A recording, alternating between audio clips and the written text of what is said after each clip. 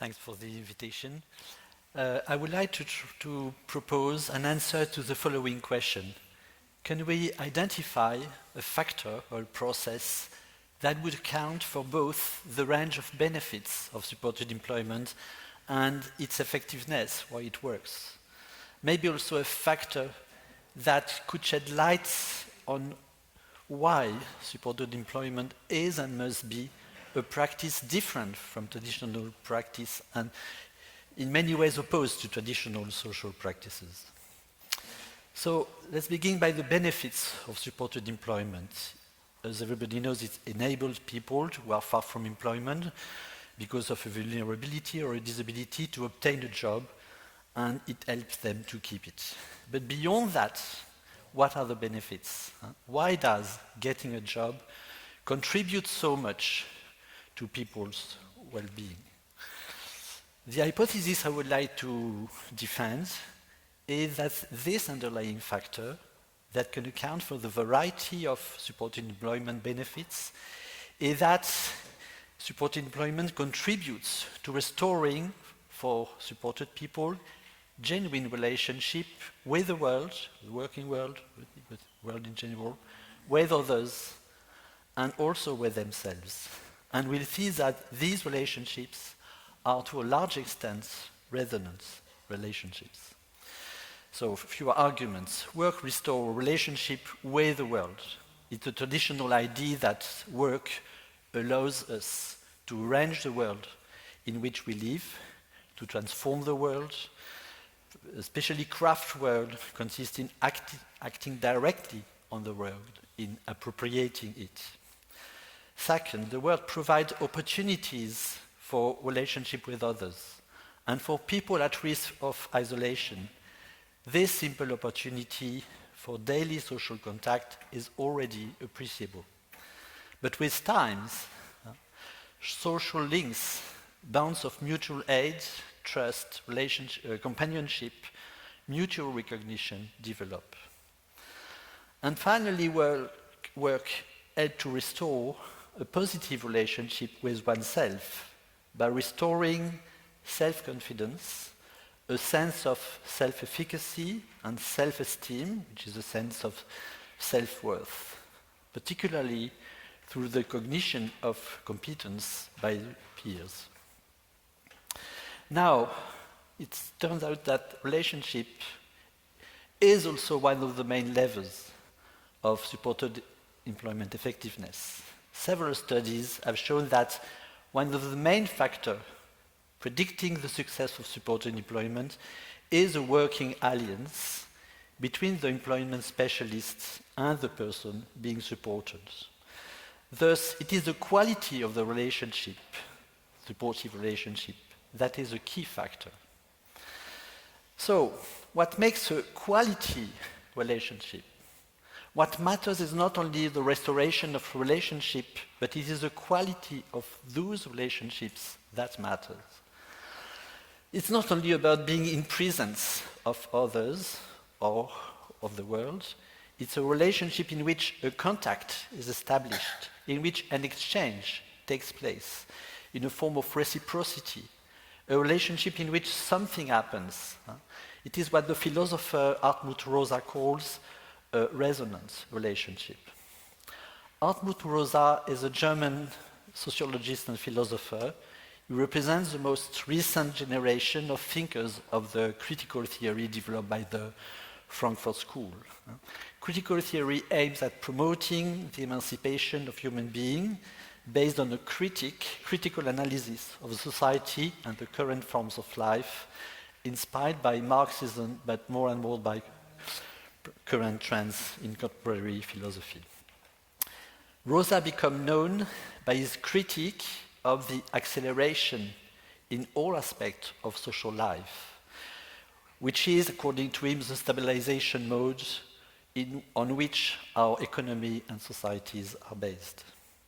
But the problem with social acceleration, what we lose mainly through acceleration, is genuine relationship, resonant relationships. So what is exactly resonance? That is developed in his book, first published in German in 2016. First of all, it's a lived experience, that is, an experience felt in the body, felt as the index of a certain quality of relationships. This experience is expressed through metaphors. We often say that a situation, a person, a discourse, a song, a painting, a sculpture resonates within us, which implies a kind of amplification of the impression. It touches us, it affects us. We often say also it speaks to us. It makes us think, interpolates us, calls for our response. So it's like a double movement, one of opening, of particular receptivity, but also involving a possibility of responding, of acting relevant and effective way. It's like a kind of infoverbal dialogue that creates the feeling of being connected, engaged in a form of interaction with the world acts on me and I feel I can act on it. The world, so to say, speaks to me and I could feel I can answer, which creates a feeling of closeness, possibly of familiarity, and also a feeling of having a place in such a world, of being recognized, being a living part of this world. In such a strong experience, we can feel this relationship as primary, in the sense that it constitutes what the world is for us, our lived world, but it constitutes as well us. It makes us experience ourselves, it makes us feel ourselves. There is also the metaphor of an intuitive and immediate inter-understanding when we say we feel in tune with someone, with the world. We feel on the same wavelength, which is close to the musical tuning metaphor. The feeling of being in tune, in the musical sense, aiming at a form of harmony, includes the feeling and the process of being in tune in time, of being in rhythm, of sharing the same temporality, not only at the explicit level of social time, the time of appointments, schedules, but also at the implicit level of the synchronization of our bodily movements, which occur in most of our social interaction, verbal interaction. And it's usually a condition for the experience of sharing the same emotion, the same affective tone, the same atmosphere. To give an example, the early mother-infant interaction can be seen as a paradigm of a resonant relationship.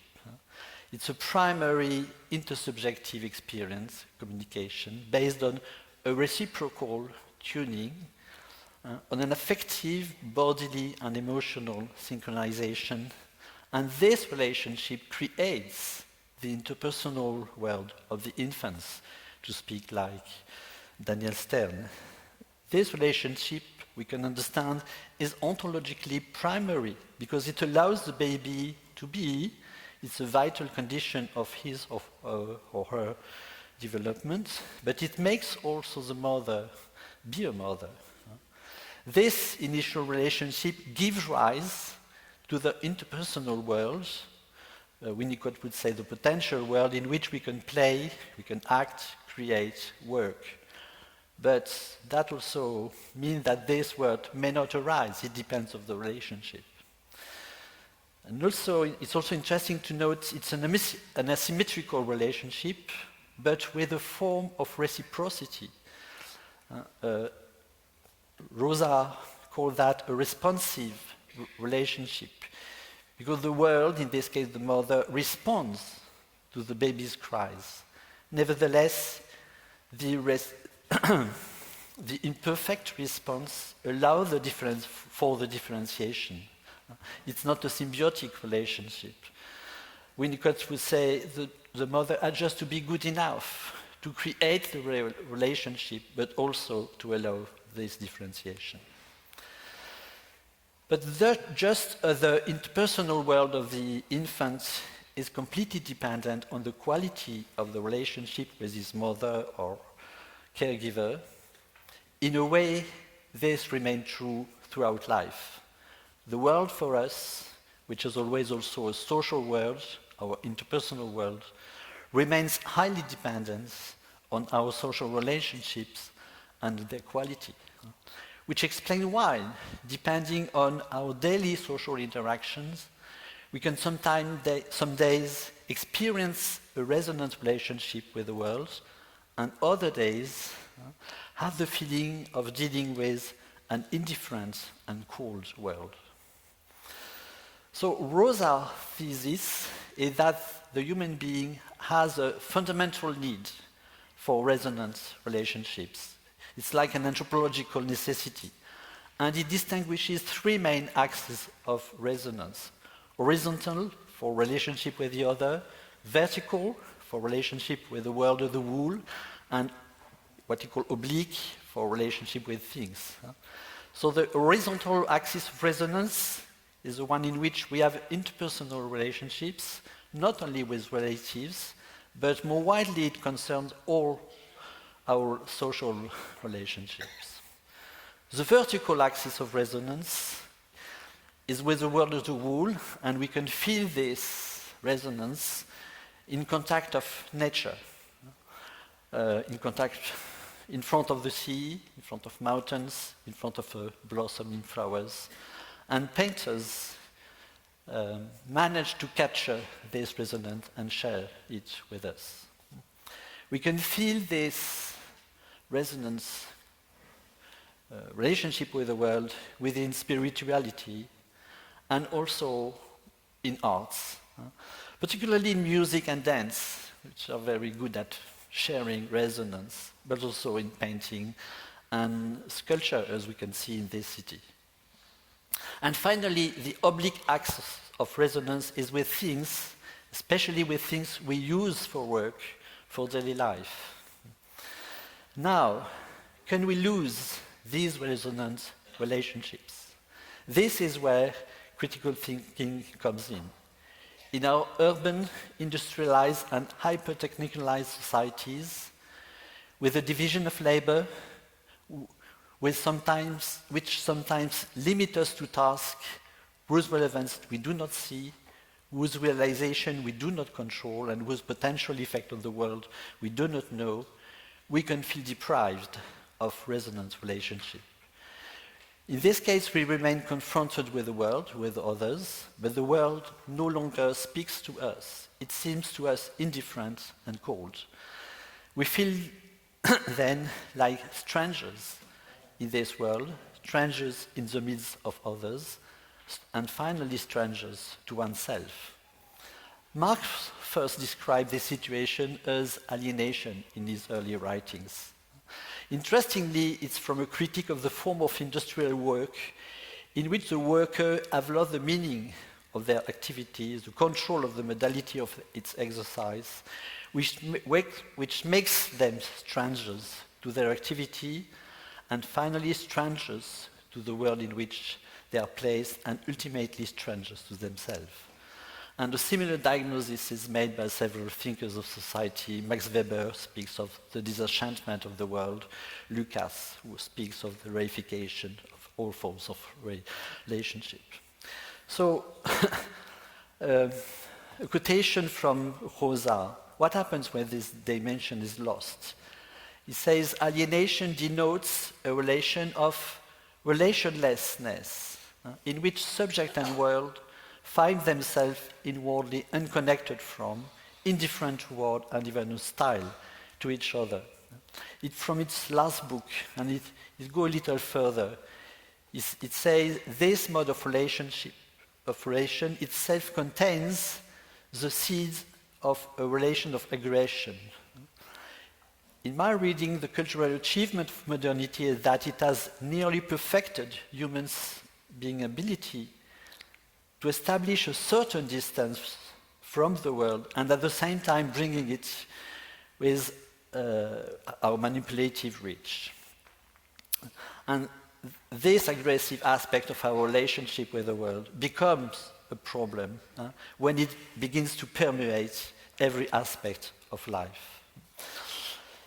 He continues by saying that what he calls responsivity our capacity for resonance is, in a way, the essence not only of human existence, but of all possible manners of relating to the world. It is a necessary precondition of our ability to place the world at a distance and bring it under our control.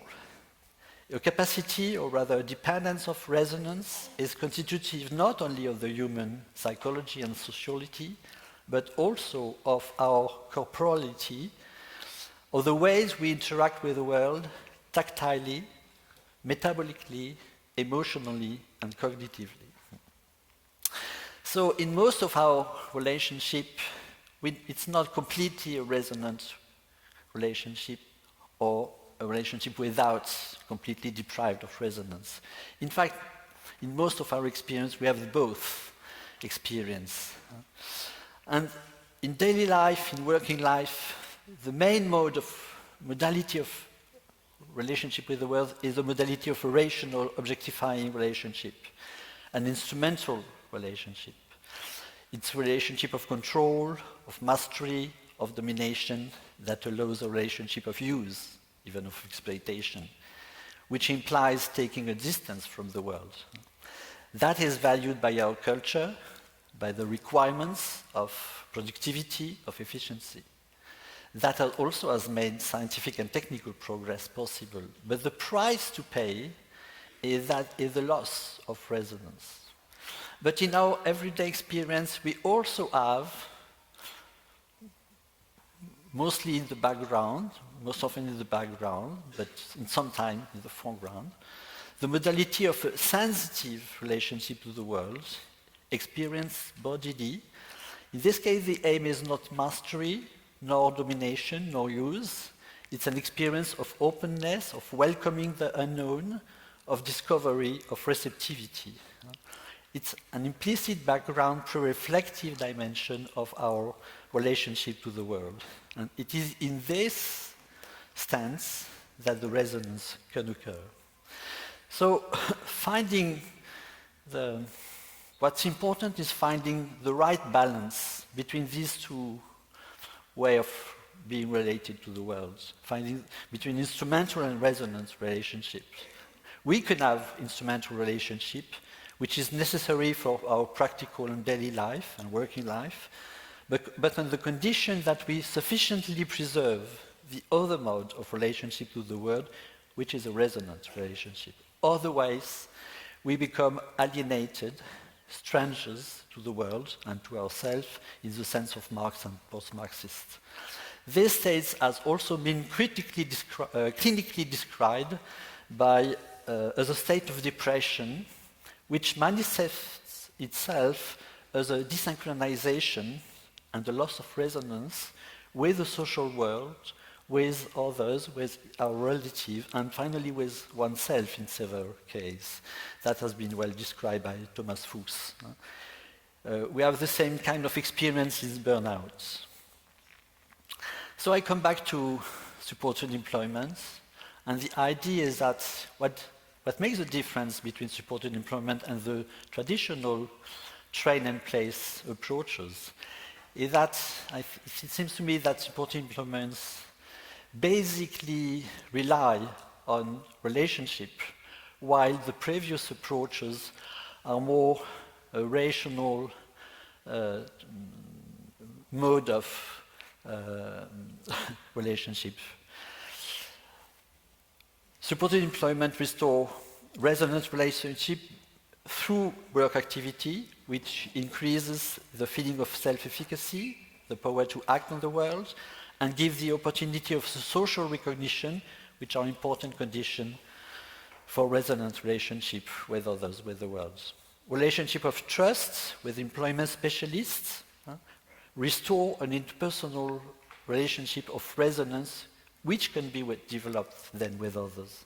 And finally, self-esteem and self-confidence reinforced by integration into the world of work contribute to the development of a positive relationship with oneself, to reappropriate one's life.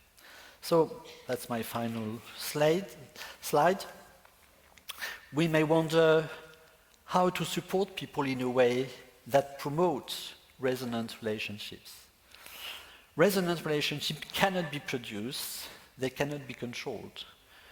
All what we can do is to foster the conditions that promote resonant relationships through a supportive posture, which should not be a stance of control, of mastery, of domination, of knowledge, but rather a welcoming attitude, open to the unknown, a stance of trusting receptivity, of interest in the encounter, through also an attention and respect for the values that are closely linked with resonance, values of the person, by promoting self-determination and a sense of self-efficacy, by respecting and adjusting to the person's temporality, so to say it, by promoting synchronous relationship, and in general, by encouraging and valuing the development of resonance relationships. Thanks for your attention.